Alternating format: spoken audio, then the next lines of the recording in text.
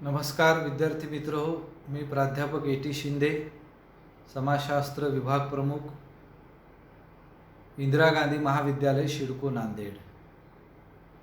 विद्यार्थी मित्र हो, या व्हिडिओमध्ये या लेक्चरमध्ये आपण ग्रामीण समुदायाचे बदलते स्वरूप अभ्यासणार आहोत. Changing nature of rural society. मित्र हो, बी ए द्वितीय वर्षाचा जो 5वा पेपर आहे 3ऱ्या सेमिस्टरमध्ये समाजशास्त्राचा, त्यात दुसरं जे प्रकरण आहे भारतीय समुदाय, त्या दुसऱ्या प्रकरणातला हा दुसरा घटक आहे. भारतीय समुदाय या घटकामध्ये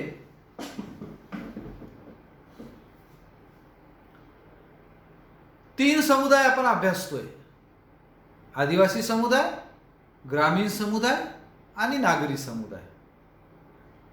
ग्रामीण समुदायाचा अर्थ, ग्रामीण समुदायाचे बदलते स्वरूप आणि ग्रामीण समुदायाच्या विकासाचे विविध कार्यक्रम, असे 3 घटक आहेत. त्यापैकी हा एक उपघटक आपण आज अभ्यासणार आहोत. ग्रामीण समुदायाचे बदलते स्वरूप, changing nature of rural community. काही ग्रंथांमध्ये ग्रामीण समाज असं म्हटलंय, काही ग्रंथांमध्ये ग्रामीण समुदाय असं म्हटलंय.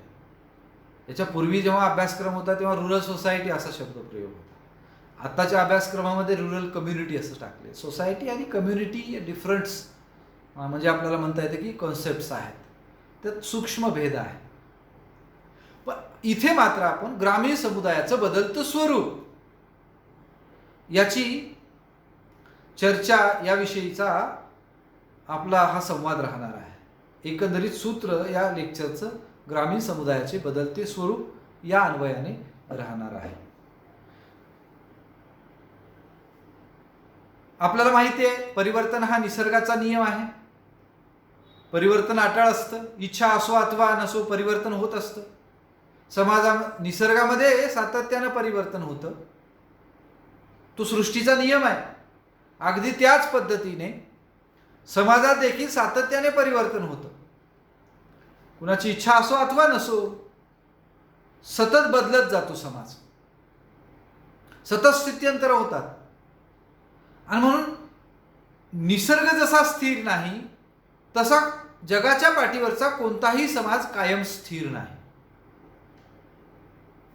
कोणताही समाज साचलेल्या अवस्थेत नाही.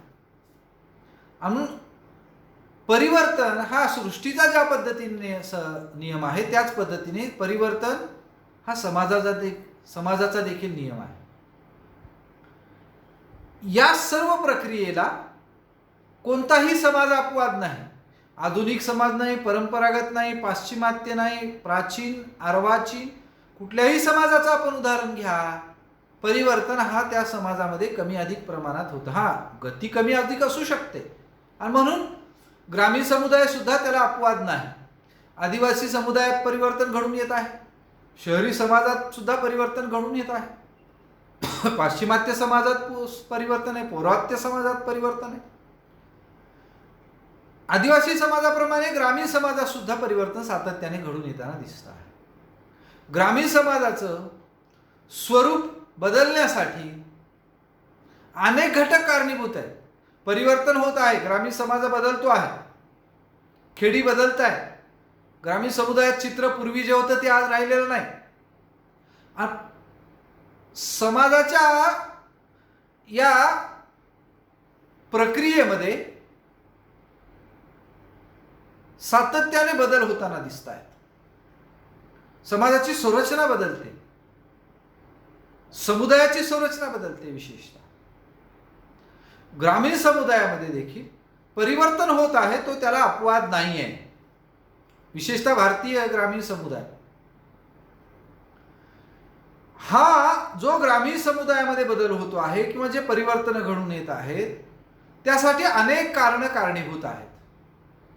औद्योगिकरण, नागरीकरण, दळणवळणाच्या सोयी, शिक्षणाचा प्रसार, पाश्चिमात्य विचारसरणी, इंग्रजांची राजवट, वाहतुकीची साधने, पाश्चिमात्य शिक्षणाचा प्रसार, वैज्ञानिक दृष्टिकोन, बुद्धिवादी दृष्टिकोन, या सर्व घटकांचा परिणाम हा ग्रामीण समुदायाच्या परिवर्तनावर झालेला आहे. ही सगळे कारक ग्रामीण समुदायातील बदलाला कारणीभूत ठरलेले आहे. कमी अधिक प्रमाणात यांचा प्रभाव असेल, परंतु या सर्वांचं एकत्रीकरण म्हणजे ग्रामीण समुदायाचं जे पारंपरिक चित्र होतं ते या कारकांमुळे आपल्याला बदललेलं पाहायला मिळतं. पूर्वी जी खेडी होती ती स्वयंपूर्ण होती. ग्रामीण लोकजीवनाचा जीवनविषयक दृष्टिकोन, त्यांचा आहार, त्यांची विचार पद्धती, राहणीमान आणि एकंदरीत जीवनशैली जी पारंपरिक होती ती आता बदललेली पाहायला मिळते. संपूर्णतः यामध्ये चेंजेस होताना दिसत आहेत, बदल होताना दिसत आहेत. त्यामुळे पूर्वीची स्वयंपूर्णता खेड्यांची आज आपल्याला दिसत नाही. हा बदल आहे. अशा प्रकारचा बदल जो झालेला आहे त्याचा अनेक वर्षांचा कालखंड आहे. परंतु आपण जर बघितलं स्वातंत्र्याच्या अगोदरची खेडी, स्वातंत्र्याच्या नंतरची 20 वर्षांची खेडी आणि त्यानंतर म्हणजे 1970 नंतरचा ग्रामीण भागाचा विकास किंवा परिवर्तन, ह्याचे टप्पे आपल्याला करतायत परिवर्तनाचे. पूर्वी परिवर्तन फारसं खेड्यांमध्ये नव्हतं, ग्रामीण भागात नव्हतं. स्वातंत्र्याच्या अगोदर, इंग्रज आल्यानंतर सुरू झालं. स्वातंत्र्यानंतर पंचवार्षिक योजना आणि इतर ध्येय धोरणं यांच्या माध्यमातून ग्रामीण भागाचा जाणीवपूर्वक विकास घडवून आणण्याचे प्रयत्न झाले आणि म्हणून ग्रामीण समुदायात परिवर्तनाचा वेग वाढला. मागच्या 50 वर्षात आणि त्यातल्या त्यात या 20-25 वर्षात जर आपण विचार केला या कालखंडाचा, तर ग्रामीण समुदायाचा परिवर्तनाने प्रचंड वेग घेतलेला दिसतो. कारण ग्रामीण समुदाय हा शहरी समुदायाच्या संपर्कात मोठ्या प्रमाणात येऊ लागला. शहरी संस्कृती आणि शहरी लोकजीवन पद्धती याचं ग्रामीण भागातला समुदाय हा अनुकरण करताना दिसतंय. परिणामी ग्रामीण समुदायात परिवर्तनाचा वेग आता वाढताना पाहायला मिळतोय. आधुनिक तंत्रज्ञान, विज्ञान यामुळे सुद्धा ग्रामीण समाजाचं स्वरूप बदललेलं आहे.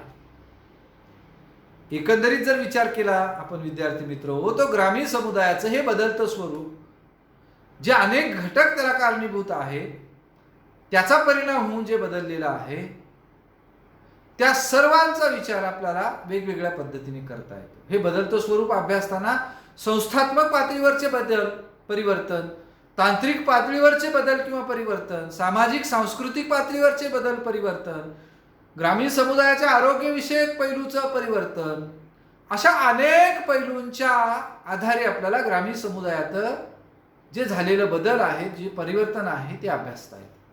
आणि म्हणून या मुद्द्याच्या अनुषंगाने आपण जी चर्चा करतो आहोत ती या पद्धतीने आपल्याला मुद्द्यांमध्ये पुढच्या मांडता येते. काही मुद्दे आपण केलेले आहेत, ते मुद्दे आपल्याला अभ्यासाच्या सोयीसाठी आणि परीक्षेच्या दृष्टीने सुद्धा महत्त्वाचे आहेत. ग्रामीण समुदायाचं जे बदलतं चित्र कसं आहे त्यासाठी काही मुद्दे, ग्रामीण जीवनाचे पैलू विचारात घेऊन, संस्थात्मक असोत, तांत्रिक असोत, सांस्कृतिक, सामाजिक किंवा आरोग्यविषयक यांचा आढावा घेऊनच आपण ते पैलू स्पष्ट करण्याचा प्रयत्न केलेला आहे. आणि म्हणून मुद्देसूद आपल्याला ग्रामीण समुदायाचा बदल पुढील पद्धतीने अभ्यासता येतो. त्यातला पहिला मुद्दा अर्थसंस्थेतील बदल. ग्रामीण समुदायाचं पूर्वीचं जे आर्थिक जीवन होतं, अगदी वस्तुविनिमय पद्धत, साधी अर्थव्यवस्था, देवाणघेवाण पद्धत, ही फारशी अर्थसंस्थेत गुंतागुंत नव्हती. परंतु आज ग्रामीण समुदायातले आर्थिक जीवन आपण बघितलं, अर्थसंस्था बघितली, तर यात मोठ्या प्रमाणात बदल झालेले पाहावयास मिळतात. शेतीविषयक तंत्रज्ञान बदललं, नवीन नवीन शोध लागले, यांत्रिक साधने निर्माण झाली आणि यामुळे ग्रामीण समुदायातील आर्थिक जीवनामध्ये वेगाने बदल होत गेले. पूर्वी शेती पारंपरिक पद्धतीने केली जात होती. आज शेती पारंपरिक पद्धतीने न करता आधुनिक पद्धतीने केली जात आहे. ग्रामीण समुदायाचं अर्थजीवन किंवा अर्थशास्त्र आर्थिक जीवनाचा पैलू हा शेतीशी निगडित आहे, शेतीवर आधारित आहे, शेतीवर अवलंबून आहे. अर्थचक्र ग्रामीण जीवनाचं हे शेतीशी निगडित असल्यामुळे शेती आणि ग्रामीण अर्थव्यवस्था यांचा प्रचंड अशा प्रकारचा आंतरसंबंध मोठा आहे. आणि म्हणून पूर्वी जी पारंपरिक पद्धतीने शेती केली जात होती ती आज केलेली आपल्याला दिसत नाही. शेतीमध्ये यंत्रांचा वापर वाढला, ट्रॅक्टर आलं, आणि ट्रॅक्टरच्या माध्यमातून शेतीत नांगरटी केली जाते, मळणी यंत्र, फवारणी यंत्र, पाण्यासाठी विजेचा वापर, विजेच्या मोटारी वापरून पाणी उपसा, त्यातच ठिबक सिंचन, तुषार या तंत्रांचा वापर वाढला. शिवाय सुधारित बी बियाणे, खतं, पेस्टिसाइड्स, फर्टिलायझर्स यांचा वापर वाढला, कीटकनाशकांचा वापर वाढला, भूसंवर्धनाच्या योजना शासनाकडून आल्या, जलयुक्त शिवाराची योजना आली, पाणलोट क्षेत्र आलं, शेततळी आली, पाणी अडवा, पाणी जिरवा आलं. आणि या सर्वांचा परिणाम होऊन शेतीच्या उत्पादनामध्ये वाढ झाली. एकंदरीत शेतीच्या उत्पादनात वाढ झाल्यामुळे अर्थव्यवस्था बदलली. पूर्वीची वस्तू विनिमय पद्धती जाऊन पैशाला ग्रामीण समुदायाच्या जीवनामध्ये महत्त्व प्राप्त झालं आणि पैशाच्या स्वरूपात देवाणघेवाण सुरू झाली. शेतीशी पूरक उद्योगधंदे सातत्याने वाढत गेले, त्यामुळे उत्पादनात वाढ झाली. शासनाने पंचवार्षिक योजनांच्या माध्यमातून ग्रामीण समुदायाचा विकास घडवून आणला आणि ते विकास घडवून आणण्याचं काम आजही शासनाकडून सातत्याने चालू आहे. त्यामुळे एकंदरीत ग्रामीण लोकांचं आर्थिक जीवनमान उंचावलं. पूर्वीचं आर्थिक जीवनमान साधं होतं. आता आपल्याला दिसतं की ग्रामीण समुदायातलं आर्थिक जीवन हे उंचावलेलं आहे. साखर कारखाने, बँका, कर्ज वाटप यामुळे ग्रामीण समुदायातील लोकांच्या जीवनामध्ये आमूलाग्र बदल झालेले आहेत. असं असलं तरी शेती आजही निसर्गावर बहुतांश अवलंबून आहे. 64.34% लोक आजही खेड्यात राहतात, ग्रामीण भागात राहतात भारतामध्ये, आणि ही सर्व शेतीवर अवलंबून आहे. ग्रामीण जीवनाचं आर्थिक गणित, आर्थिक घडी ही शेतीवर अवलंबून आहे. त्यामुळे या आर्थिक जीवनात चढउतार आपल्याला दिसतात. एकीकडे आधुनिकीकरण शेतीच्या बाबतीत होत आहे, भूसंवर्धन होत आहे, पण दुसरीकडे शेतीचे तुकडे होत आहेत. शेतीचं तुकडीकरण झाल्यामुळे आणि सततच्या नापिकीमुळे शेतकऱ्यांच्या आत्महत्यांसारखा प्रश्न आज ग्रामीण समुदायाला भेडसावतो आहे. मोठ्या प्रमाणात शेतकऱ्यांच्या आत्महत्या होत आहेत. तो चिंतेचा विषय ग्रामीण समुदायातला आहे. आणि म्हणून हे ग्रामीण समुदायातलं एकंदरीत आर्थिक चित्र अशा पद्धतीने सकारात्मक आणि नकारात्मक दोन्ही पद्धतीने बदलताना आपल्याला दिसते. साधक बाधक, योग्य अयोग्य, चांगल्या वाईट परिणामासह बदलताना आपल्याला पाहायला मिळतं. आणि म्हणून ग्रामीण जीवनातील अर्थसंस्थेतील बदल आपल्याला अशा पद्धतीने स्पष्ट करता येतो. ग्रामीण समुदायाचं बदलतं स्वरूप पाहताना जाती संस्थेतील बदल हा दुसरा मुद्दा आपण अभ्यासला पाहिजे. जाती संस्था हे ग्रामीण जीवनाचं अविभाज्य लक्षण आहे. ग्रामीण समुदायाचं एक वेगळं अशा प्रकारचं प्रमुख लक्षण आहे. ग्रामीण जीवन हे जाती व्यवस्थेवर आधारित होतं. पूर्वी ग्रामीण समुदायामध्ये जातीवर आधारितच व्यक्तीचा सामाजिक दर्जा ठरवला जात होता. जाती आधारित सामाजिक दर्जा हे ग्रामीण समुदायाचं वेगळेपण होतं. व्यक्तीच्या पात्रतेला, बुद्धिमत्तेला व कर्तृत्वाला जाती व्यवस्थेत स्थान नव्हतं, म्हणून ग्रामीण समुदाय हा जाती व्यवस्थेवर आधारित होता. म्हणून ग्रामीण समुदायात देखील व्यक्तीच्या पात्रतेला, बुद्धिमत्तेला आणि कर्तृत्वाला महत्त्व नव्हतं. व्यक्तीला आपला दर्जा बदलता येत नव्हता. स्वतःच्या जातीचाच व्यवसाय करणं बंधनकारक होतं. विवाह आणि खानपान विषयक निर्बंध होते. परंतु आज ही जी काही आपण चर्चा करतो आहोत ही सर्व बदललेली कमी अधिक प्रमाणात ग्रामीण समुदायात दिसते. ग्रामीण समुदायातील जातीची जी बंधनं आहेत ती आता गळून पडत आहेत, शिथिल होत आहेत. व्यक्तीचा दर्जा जन्मावरून न ठरता त्या व्यक्तीचा दर्जा हा पात्रता, गुणवत्ता आणि बुद्धिमत्ता यावरून ठरतो आहे. शिक्षणाला ग्रामीण जीवनामध्ये महत्त्व प्राप्त झालेलं आहे. आणि म्हणून पूर्वी जाती व्यवस्थेवर आधारित असलेल्या ग्रामीण समुदायातला सामाजिक दर्जा हा जातीवर आधारित होता. आज आपण पहा, जातीवरून, जन्मावरून व्यक्तीचा दर्जा ग्रामीण समुदायात न ठरता त्याची पात्रता, त्याची गुणवत्ता, बुद्धिमत्ता आणि शिक्षण विचारात घेऊन त्या व्यक्तीचा दर्जा ठरवला जातो आहे. ग्रामीण समाजातील लोकांना आज कोणताही व्यवसाय करण्याचा अधिकार आणि स्वातंत्र्य प्राप्त झालेलं आहे. पूर्वी जातीवर आधारित व्यवसाय करण्याचं बंधन होतं, परंतु आज आपल्याला जातीवर आधारित व्यवसाय करण्याचं बंधन ग्रामीण समुदायात पाहायला मिळत नाही. कोणताही ग्रामीण समुदायातील व्यक्ती कोणताही व्यवसाय करू शकते. आणि म्हणून हे व्यावसायिक स्वातंत्र्य हे ग्रामीण समुदायात आता आलेलं दिसतं. हे बदलतं चित्र आपण लक्षात घेतलं पाहिजे. खानपान विषयक निर्बंध शिथिल झालेले आहेत. ग्रामीण समुदायामध्ये जी स्पृश्य अस्पृश्यता होती, अनटचॅबिलिटी होती, ती आता नाहीशी झालेली आहे. आज ग्रामीण समुदायामध्ये अस्पृश्यता पाळली जात नाही. जाती संरचनेच्या आधारावर जी उतरंड होती, श्रेष्ठ जाती आणि कनिष्ठ जाती, असे स्तर आता ग्रामीण समुदायात आपल्याला दिसत नाहीत. कनिष्ठ जातीतील व्यक्ती वरिष्ठ जातीतील व्यक्तीच्या इथे खानपानासाठी जाऊ शकतो. तशा प्रकारचे निर्बंध आता पाळले जात नाहीत. खेड्यात आज आपण जर पाहिलं तर कनिष्ठ आणि वरिष्ठ जातीतले लोक एकमेकांच्या ठिकाणी खानपानाच्या विषयीचे निर्बंध पाळताना दिसत नाहीत. ते एकमेकांच्या इथे खानपान घेताना पाहायला मिळतं. जेवणाला वगैरे जाताना किंवा एकमेकांकडे भोजन घेताना आपल्याला आवर्जून पाहायला मिळतात. रोटीबेटी व्यवहाराबद्दल मात्र फारसा बदल आपल्याला पाहायला दिसत नाही, विशेषतः बेटी व्यवहार. आजही ग्रामीण समुदाय हा जाती आंतरविवाही समूह आहे.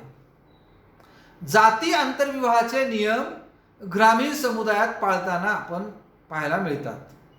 ग्रामीण समाजातील जाती व्यवस्थेचे महत्त्व कमी होऊन वर्ग व्यवस्था आलेली आहे हे मान्य आहे, पण जे विवाहविषयक नियम आहेत ते मात्र आंतरविवाहीच आहेत हे आपण लक्षात घेतलं पाहिजे.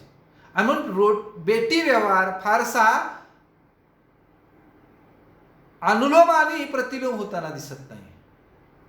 आंतरजातीय विवाहाला प्राधान्य आजही ग्रामीण समुदायात दिसत नाही. एखाद्याने अशा प्रकारचा विवाह केला तर ज्या पद्धतीने जात पंचायत कडक अशा प्रकारचे निर्णय घेत असे, तसे निर्णय मात्र आज घेतलेले दिसत नाहीत. परंतु आजही ग्रामीण समुदाय आंतरविवाही नियम पाळताना दिसतो. या बाबतीत फारसा बदल ग्रामीण समुदायात दिसत नाही. तसं चित्र बदललेलं आपल्याला पाहायला मिळत नाही. ग्रामीण समुदायातील जाती व्यवस्थेची जी जागा होती ती आज वर्गव्यवस्थेने घेतलेली आहे. वर्गव्यवस्थेचं महत्त्व अगदी खेड्यामध्ये, गावामध्ये, ग्रामीण समुदायात वाढलेलं आहे. शिक्षणाचा प्रसार झाल्यामुळे भिन्न जातीचे लोक वेगवेगळा व्यवसाय करू लागलेले आहेत आणि त्यामुळे अस्पृश्यतेचं पालन करण्याचं आज ग्रामीण समुदायात फारसं महत्त्व राहिलेलं नाही. अस्पृश्यता निर्मूलन कायदा आला,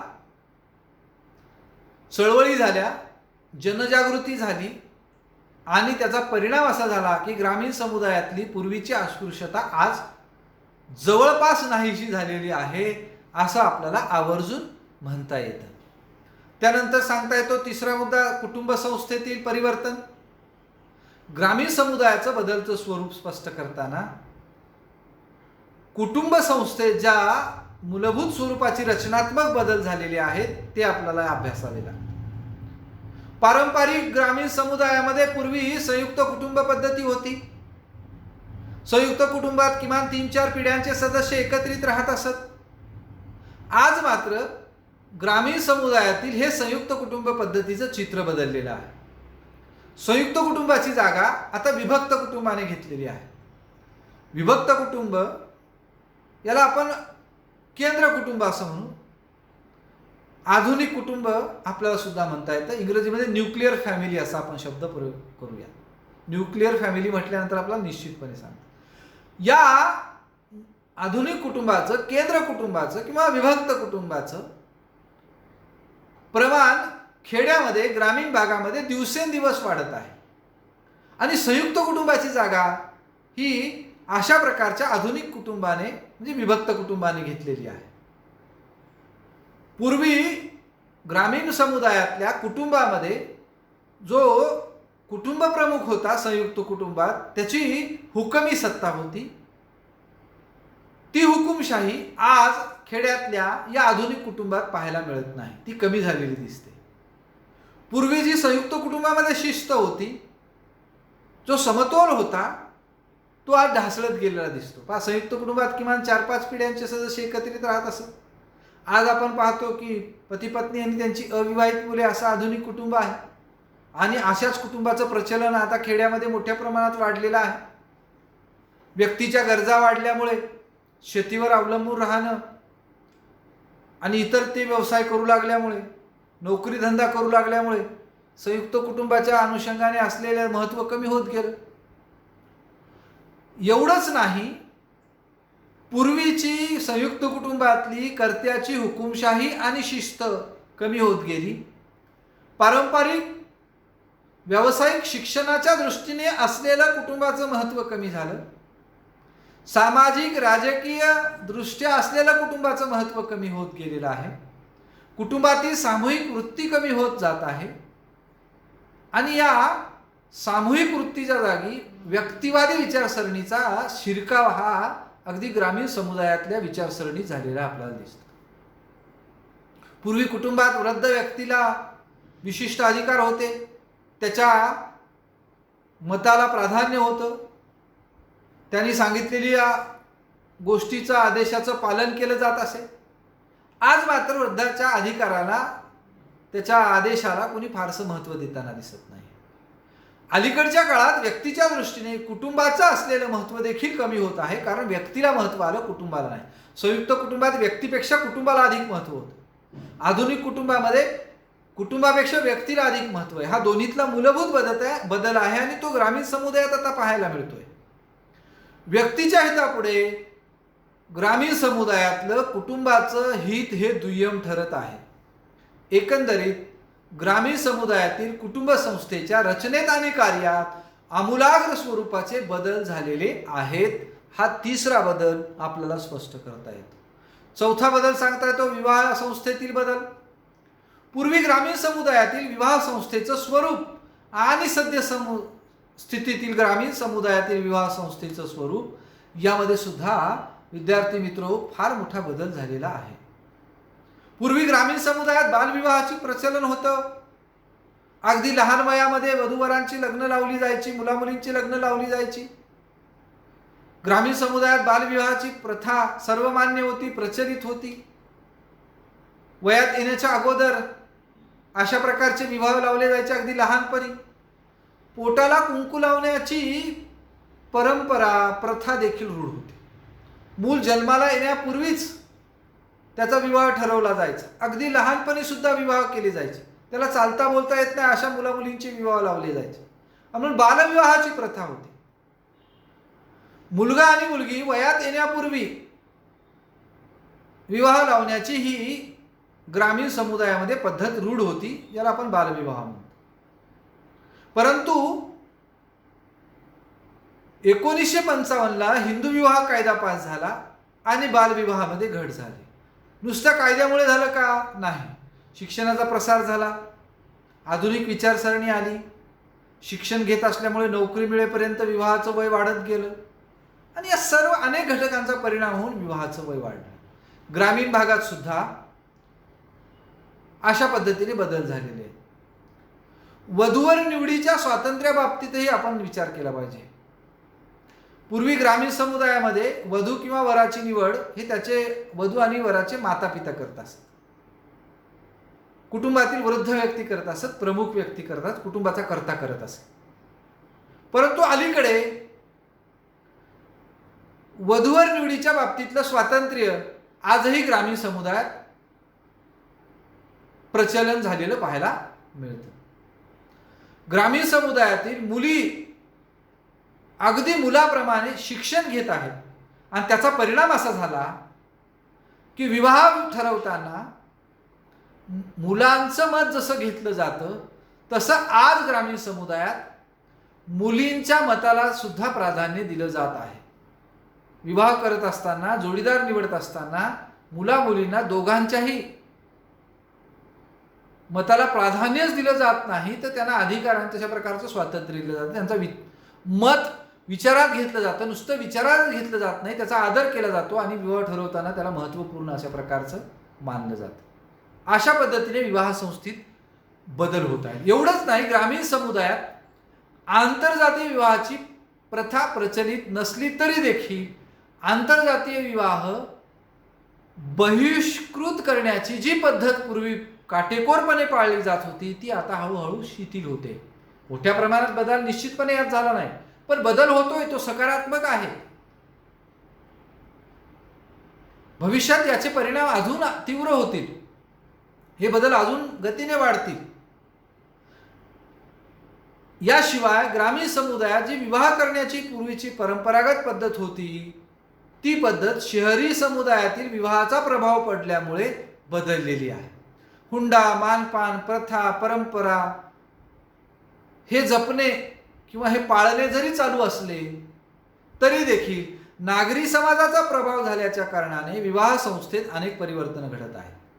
पूर्वी ग्रामीण समुदायात विधवा स्त्रियांना पुनर्विवाह करण्याची परवानगी नव्हती. विधवांचा पुनर्विवाह जवळजवळ अमान्य होता. त्यातून केशवपन अशा आणि विधवांचे अनेक प्रश्न निर्माण झालेले होते. परंतु समाजसुधारकांचा प्रयत्न, शिक्षणाचा प्रसार, शासकीय स्तरावरचे कायदे आणि विवाहविषयक बदलते हे कायद्यांची निर्मिती या सर्व कारणांच्या परिणामामुळे ग्रामीण समुदायातील चित्रविवाह विषयक पाहत असताना जे पूर्वी पुनर्विवाह विधवांचा होण्यास बंदी होती ते आता विधवांना पुनर्विवाह करण्याचा अधिकार मिळाला आहे. जवळपास खेड्यामध्ये, ग्रामीण भागामध्ये आपल्याला विधवांचे पुनर्विवाह होताना दिसत आहे.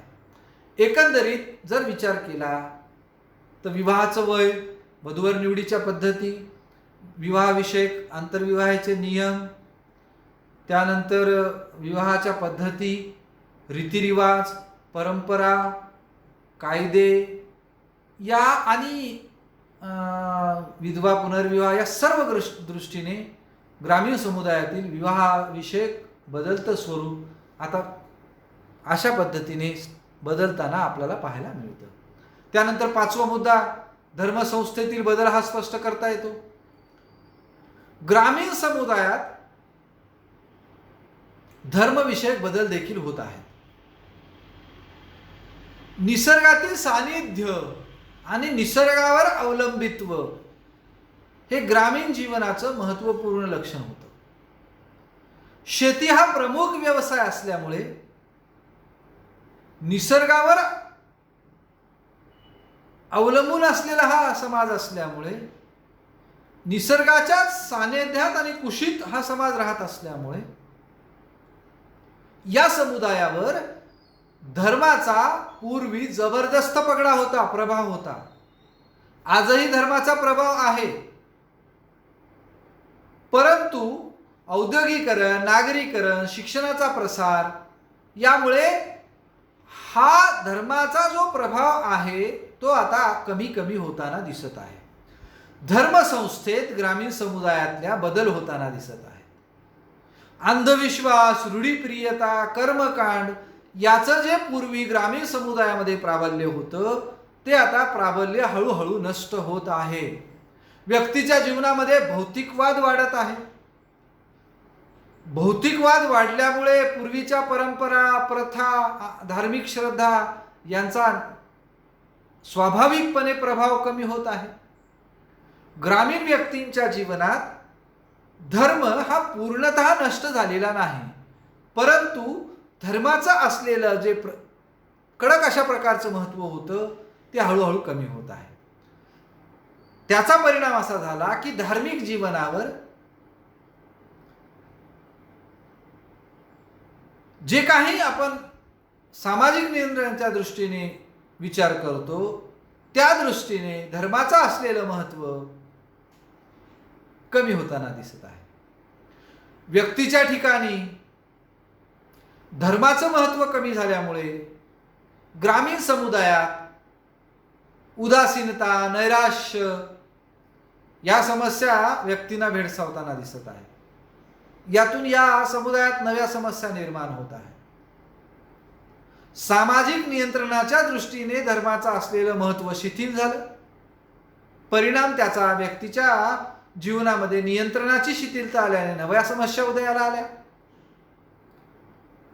व्यक्तीला धर्मापेक्षा स्वतःचे हित आज अधिक महत्त्वाचे वाटत आहे.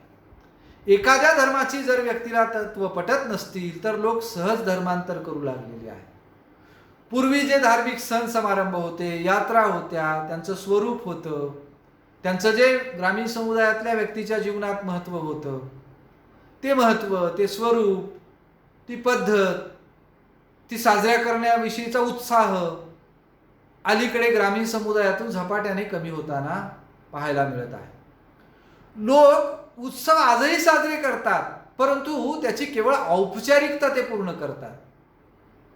त्याच्या केवळ फॉर्मॅलिटीज आता पूर्ण करतायत. आणि म्हणून पूर्वी जे औत्सुक्य होतं, त्याविषयीची आस्था होती, ती आस्था आज आपल्याला पाहायला मिळत नाही. सणाच्या बाबतीत, उत्सवाच्या बाबतीत, यात्रांच्या बाबतीत, समारंभांच्या बाबतीत. कारण धार्मिक जीवनाविषयीचा दृष्टिकोन आता लोकांचा ग्रामीण समुदायातल्या बदलत चाललेला आहे. धार्मिक विधींचं स्वरूप देखील बदललेलं आहे. पूर्वी ज्या पद्धतीने धार्मिक विधी केल्या जात असत ते आज राहिलेले नाहीत. आधुनिक त्याला रूप प्राप्त झालेलं आहे. एकंदरीत ग्रामीण समुदायातील धार्मिक संस्थेत आणि धार्मिक जीवनात आमूलाग्र परिवर्तन झालेलं आहे. त्यानंतरचा मुद्दा सांगता येतो ग्रामीण समुदायाचं परिवर्तन सांगताना शैक्षणिक परिवर्तन किंवा शैक्षणिक बदल. पूर्वी ग्रामीण समुदायामध्ये कुटुंब हे शिक्षणाचं केंद्र होतं. पूर्वी ग्रामीण समुदायात स्वाभाविकपणे शिक्षण, नैसर्गिकपणे शिक्षण आणि अनौपचारिक पद्धतीने शिक्षण दिलं जायचं. व्यक्तीला अनौपचारिक शिक्षण देणारी कुटुंब ही पहिली शाळा होती. या कुटुंबाच्या माध्यमातून कुटुंबाच्या व्यवसायाचं अनौपचारिक पद्धतीने शिक्षण हे व्यक्तीला कुटुंबातच मिळत असे. परंतु आज औपचारिक शिक्षणाचं महत्त्व ग्रामीण भागामध्ये वाढलेलं आहे. प्रत्येक गावात, खेड्यात, वाड्यात, तांड्यांवर, पाड्यांवर शाळा, महाविद्यालय निर्माण झालेली आहे. मुलांच्या शिक्षणाच्या सोयी निर्माण झालेल्या आहेत. ग्रामीण भागापर्यंत शिक्षणाच्या सोयी पोहोचलेल्या आहेत. खेड्यापाड्यात शाळांना स्थापन केलेले सरकारी, निमसरकारी, स्वयंसेवी संस्थांच्या माध्यमातून शाळा स्थापन केल्या आल्या आहेत. आणि त्यामुळे जवळपास शिक्षणाची सोय झाल्यामुळे शिक्षणाचं प्रमाण, महत्त्व ग्रामीण समुदायामध्ये वाढलेलं आहे. एकंदरीत लोकांचा शिक्षणाकडे पाहण्याचा दृष्टिकोन व्यापक बनत चाललेला आहे. प्रौढ शिक्षणाचा प्रसार सुद्धा शासकीय स्तरावरून प्रौढ शिक्षण अभियानाच्या अंतर्गत राबवला. साधारणतः 99, 98, 97चा कालखंड पहा. प्रौढ शिक्षा अभियान होतं त्या काळात. त्यातूनही साक्षरता वाढवली गेलेली आहे जाणीवपूर्वक. आणि मग शिक्षण विषयक दृष्टिकोन ग्रामीण समुदायाचा बदललेला आहे. शिक्षणाविषयी सकारात्मक दृष्टिकोन लोकांचा तयार झालेला आहे. नुसतं पारंपरिक शिक्षण न देता व्यावसायिक शिक्षणाच्या सोयी सुद्धा ग्रामीण भागामधल्या विद्यार्थ्यांना उपलब्ध करून दिल्या गेल्यात अगदी जवळच्या ठिकाणी. आणि त्यामुळे शिक्षणाचं प्रमाण वाढलेलं आहे. मुलांच्या शिक्षणाच्या प्रमाणासोबतच आज खेड्यांमधल्या मुलींच्या शिक्षणाचं प्रमाण सुद्धा वाढलेलं आहे. मुलींसाठी शिक्षण विषयक स्वतंत्र विकासाच्या योजना शासनाकडून राबवल्या गेलेल्या आहेत. मुलींनी शिक्षणाच्या प्रवाहात आणण्यासाठी नाविन्यपूर्ण योजना शासकीय पातळीवरून राबवल्या गेलेल्या आहेत आणि खेड्यातल्या मुलींना त्याचा फायदा होतो आहे. त्यामुळे ग्रामीण लोकांची शिक्षण विषयक आस्था वाढते, त्यांची मानसिकता सकारात्मक होत आहे. शिक्षणामुळे नोकरी मिळते, चांगले संस्कार मिळतात, चांगला व्यवसाय करता येतो, त्यामुळे पैसा मिळतो, समाजामध्ये मान सन्मान मिळतो, प्रतिष्ठा मिळते. आणि म्हणून शिकलं पाहिजे अशी नवी विचारसरणी आज ग्रामीण समुदायामध्ये वाढीस लागते आहे. ग्रामीण समुदायातील लोकांचा शिक्षणाकडे बघण्याचा हा सकारात्मक बदल निर्माण झालेला पाहावयास मिळतो आहे. ग्रामीण लोक देखील शिक्षणामुळे आपल्या जीवनात प्रगती घडून येईल म्हणून शिक्षण घेताना दिसून येत आहे. शिक्षणाच्या वाढत्या प्रभावामुळे निश्चितपणे ग्रामीण समुदायातल्या अंधश्रद्धा, रूढी, परंपरा, रूढीप्रियता, धर्मभोळेपणा, चालीरीती, वाईट कुप्रथा ह्या कमी होत आहेत आणि ग्रामीण समुदायातील लोकजीवन देखील विज्ञाननिष्ठतेकडे वळत आहे, बुद्धिप्रामाण्याकडे वळत आहे, वैज्ञानिक विचार करत आहे. आणि मग अशा प्रकारचा हा शिक्षण विषयक बदल त्यांच्या सामाजिक सांस्कृतिक बदलाला सुद्धा कारणीभूत ठरलेला दिसतो आहे. आणि म्हणून ग्रामीण समुदायातल्या शैक्षणिक बदलात सुद्धा आमूलाग्रपणे चेंजेस पाहायला मिळत आहेत. राजकीय नेतृत्वातील बदल, राजकीय जीवनातील बदल हा सुद्धा ग्रामीण समुदायाचा एक बदलाचा स्वतंत्र मुद्दा सांगता येतो. ग्रामीण समुदायात राजकीय जीवनात देखील परिवर्तन घडून आले आहे. पूर्वी जात पंचायत होती. राजकीय जीवनात जात पंचायतीला विशेष महत्त्व होतं. जात पंचायतीचे आदर्श पाळणं बंधनकारक होतं. राजकीय निर्णय जात पंचायत घेत होती. आणि जात पंचायतीचं महत्त्व हे पारंपरिक ग्रामीण समुदायाचं लक्षण होतं. परंतु आज जात पंचायतीचं महत्त्व कमी होत आहे. कुटुंबाला राजकीय जीवनात आता विशेष महत्त्व आलेलं आहे. जात पंचायतीच्या जागी कुटुंबाला महत्त्व आलेलं आहे. भारतीय स्वातंत्र्यानंतर लोकशाहीचं केंद्रीकरण झालं आणि यामुळे जे जाती व्यवस्थेचं, जात पंचायतीचं महत्त्व होतं ते हळूहळू आपोआप कमी होत चाललेलं आहे. आणि त्या जागी ग्रामपंचायतीचं महत्त्व वाढलेलं आहे. ग्रामपंचायत आली की निवडणुका आल्या, लोकशाही आली. अगदी 73-74 घटनादुरुस्ती आपण बघितली, अमेंडमेंट बघितले, तर या संविधानातील दुरुस्त्यांमुळे पंचायत राजमध्ये त्रिस्तरीय योजना आली, त्यात आरक्षण आलं आणि जातीचं राजकारणाच्या दृष्टीने असलेलं महत्त्व कमी झालं. निवडणुका, पक्ष, सत्ता याविषयी ग्रामीण लोकांना माहिती झाली. परिणाम असा झाला की निवडणुकीविषयीचे हक्क लोकांना माहीत झाले, मतदानाचा हक्क माहीत झाला आणि याविषयी लोक जागरूक झाले. लोकशाहीमध्ये निवडणुकीच्या प्रक्रियेत सक्रियपणे ते सहभागी होऊ लागलेले आहेत.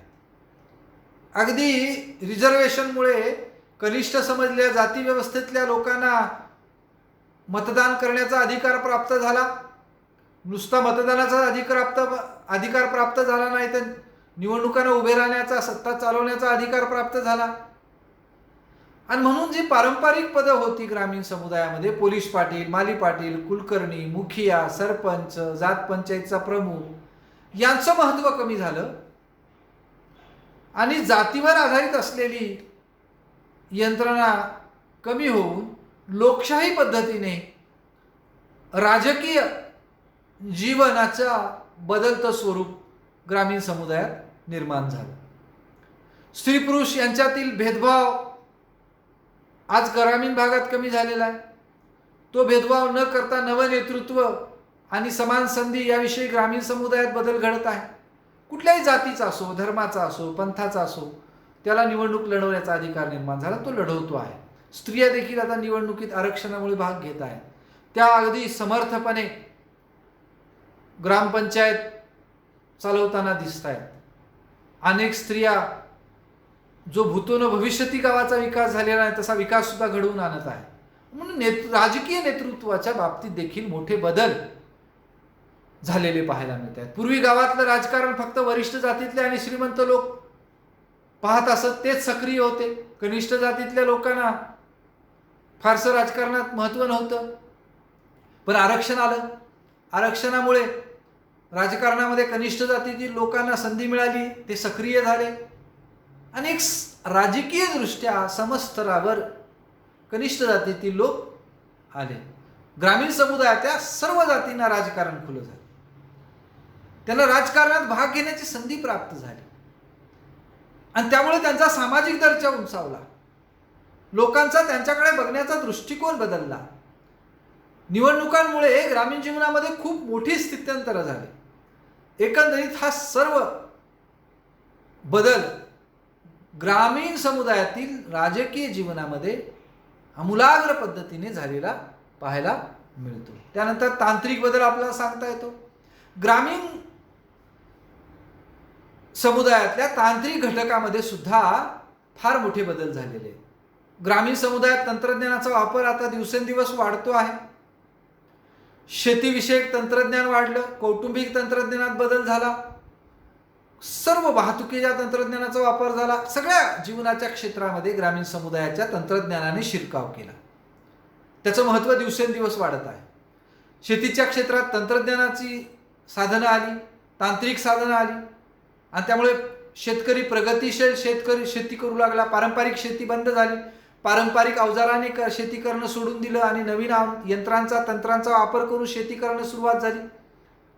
ट्रॅक्टर, मळणी यंत्र, कापणी यंत्र, सुधारित बी बियाणे, रासायनिक खते, औषधे, ठिबक सिंचन, विजेची मोटार यामुळे शेतीत सुधारणा झाल्या. तंत्रज्ञानाचा वापर वाढला, शेतीचं उत्पादन वाढलं. बागायती शेती तंत्रज्ञानामुळे शक्य झाली. कमीत कमी पाण्यात अधिकाधिक सिंचन, त्यातून फळबागा निश्चितपणे निर्माण झाल्या. गोबर गॅस, सूर्यचूल, शेगडी, cooler, fan, mixer, fridge, motorcycle, car, TV, mobile या सर्व तंत्रज्ञानाने ग्रामीण समुदायाच्या जीवनामध्ये मोठा शिरकाव केला. ग्रामीण आणि शहरी समुदायात तांत्रिकदृष्ट्या आता फारसा फरक आपल्याला पाहायला मिळत नाही. शहरातील सर्व तांत्रिक साधनं खेड्यापर्यंत पोहोचली. शासनाकडून तांत्रिक साधनांवर सवलती मिळाल्यामुळे तर अधिक तंत्रज्ञानाचा आणि तांत्रिक साधनांचा, अवजारांचा वापर खेड्यात वाढला आणि परिणामी या तांत्रिक साधनांमुळे पारंपरिक ग्रामीण समुदायाचं चित्र झपाट्याने पालटून गेलं. पारंपरिक व्यवसाय, हस्तव्यवसाय मागे पडले. ग्रामीण समुदायात नवे व्यवसाय केले जात आहेत. वाहतुकीच्या साधनांमुळे शहरी संस्कृती संपर्क आला, त्यातून बाजारपेठा उपलब्ध झाल्या. बाजारपेठा उपलब्ध झाल्यामुळे शेतीमाल हा वाहतुकीच्या माध्यमातून बाजारपेठांमध्ये येऊ लागला आणि त्यातून आर्थिक विकासाला चालना मिळाली. ग्रामीण समुदायात तांत्रिक परिवर्तनामुळे केवळ आर्थिकच बदल झाले नाही, सामाजिक मूल्ये बदलली, आचारविचार बदलले, धर्म बदलला, दळणवळणाची व्यवस्था आल्यामुळे शिक्षण व्यवस्था बदलली. एकंदरीत तंत्रज्ञानाने आमूलाग्र स्वरूपाचे बदल ग्रामीण समुदायामध्ये केलेले आपल्याला दिसतात. ग्रामीण समुदायाचं बदलतं स्वरूप पाहताना पुढचा मुद्दा पाहता तो सांस्कृतिक बदल.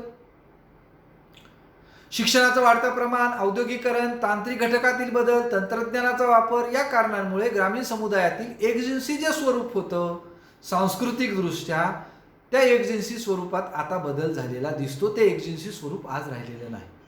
वेशभूषा, केशभूषा, आहार, खाणेपिणे, करमणुकीची साधने, संगीत, कला, घरांची रचना, घरांची अंतर्गत सजावट यामध्ये मोठे बदल आज झालेले आहेत. घरामध्ये अनेक सुविधा निर्माण झालेल्या आहेत. नवीन तंत्रज्ञानाचा शिरकाव झाल्यामुळे ग्रामीण समुदायात आणि ग्रामीण जीवनात जे बदल झालेले आहेत ते मोठ्या प्रमाणात झालेले आहेत. आताच म्हटलं आपण मागच्या स्लाइडमध्ये, गोबर गॅस, वीज, विजेची उपकरणे, टेबल खुर्ची, सोफा, दिवाण, कपाट, स्टेनलेस स्टीलची भांडी, शिवणयंत्र, oven, TV, AC, radio, transistor, mobile, motorcycle, car, कितीतरी वस्तूंनी ग्रामीण समुदायात स्वीकार केला. ह्या वस्तू, तंत्रज्ञान केवळ आलं नाही तर लोकांची विचार करण्याची प्रवृत्ती या तंत्रज्ञानाने बदलली. सांस्कृतिक जीवन बदललं. सहकार्य आणि सामूहिक भावना यांचं महत्त्व त्यामुळे कमी झालं. व्यक्तिगत स्वार्थ वाढला. अधिक भौतिक सुविधांकडे लोकांचं जीवनमान आकर्षित होऊ लागलं. लोक जास्त आकर्षित झाले आणि परिणामी सांस्कृतिक जो स्वतंत्र पारंपरिक वारसा होता तो बदलत गेला. ग्रामीण समुदायात पूर्वी परस्परांविषयीची जी त्यागाची भावना होती ती आता लोप होत चाललेली. एकंदरीत जीवनविषयक दृष्टिकोन बदलला असून सांस्कृतिक बदल मोठ्या प्रमाणात होत आहेत आणि नागरी संस्कृतीचा प्रभाव ग्रामीण संस्कृतीवर मोठ्या प्रमाणात पडत असल्यामुळे ग्रामीण संस्कृती बदलून ती नगरमय संस्कृती होते की काय अशी भीती व्यक्त केली जात आहे. आरोग्यविषयक बदल सुद्धा होत आहेत.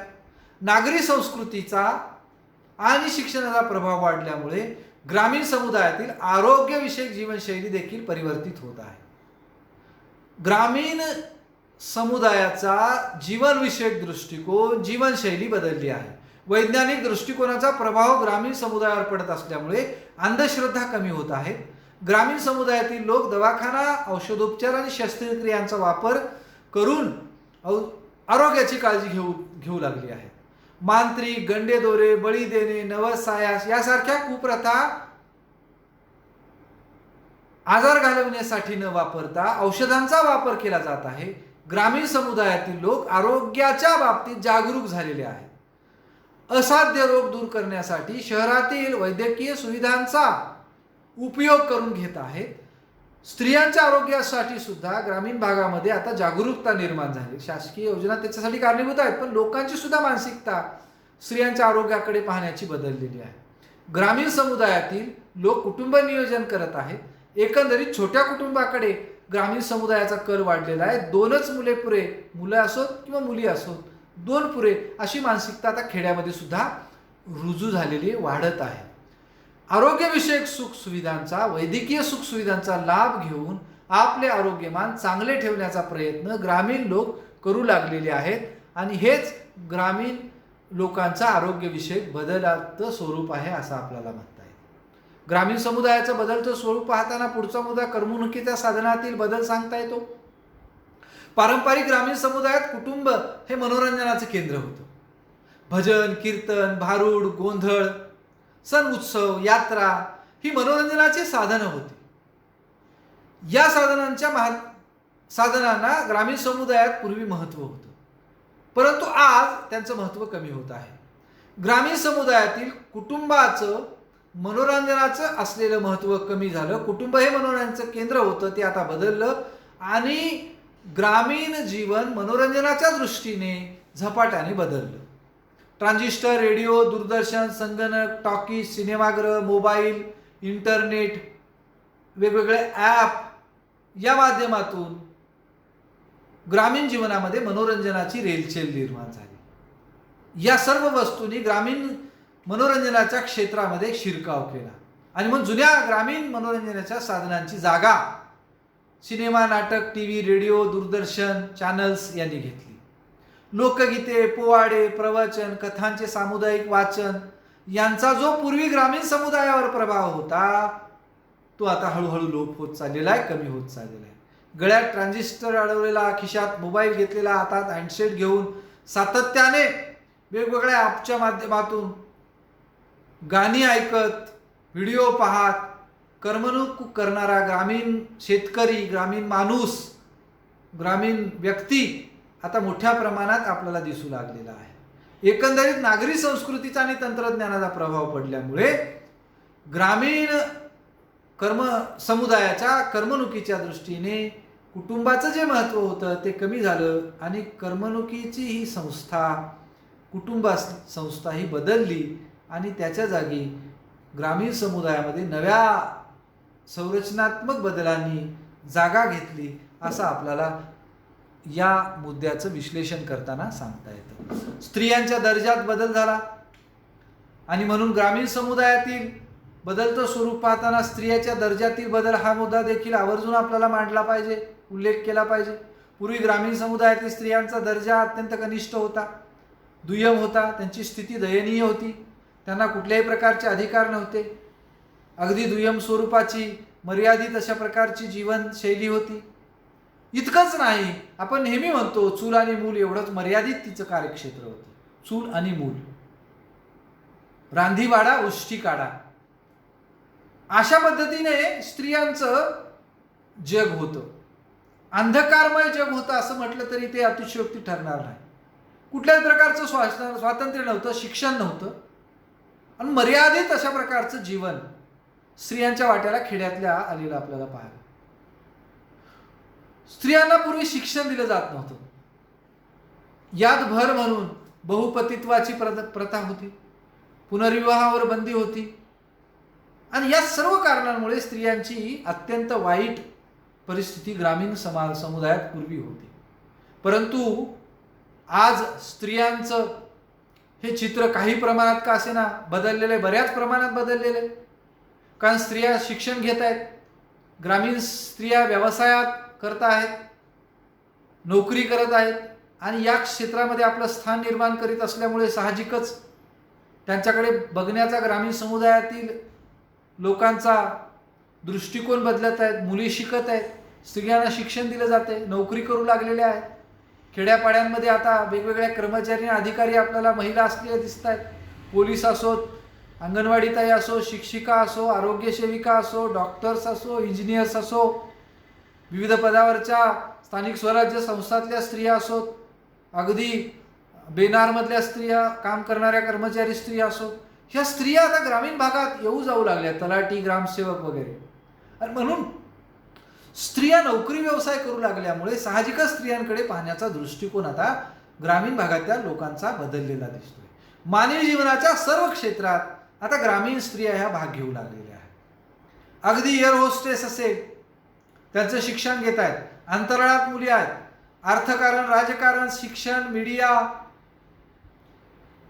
विज्ञान, सिनेसृष्टी, प्रिंटिंग या सर्व क्षेत्रांमध्ये ग्रामीण समुदायातील तरुणी विशेषतः सहभागी होताना दिसत आहेत. त्यांचं कार्यक्षेत्र ग्रामीण समुदायातील तरुणींचं हे व्यापक बनत आहे. एवढंच नाही विद्यार्थी मित्रो, राजकारणात देखील स्त्रिया हिरिरीने सहभाग घेत आहेत.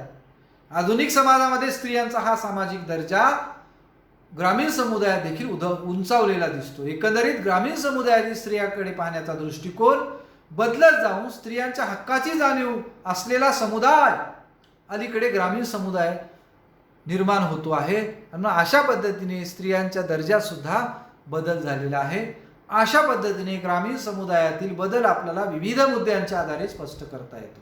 अभ्यासाच्या सोयीसाठी आपण मुद्दे तयार केलेले आहेत. मग समग्र ग्रामीण समुदाय हा सातत्याने वेगाने बदलतो आहे असे आपण आवर्जून म्हणू शकतो. इथे आपण थांबूया.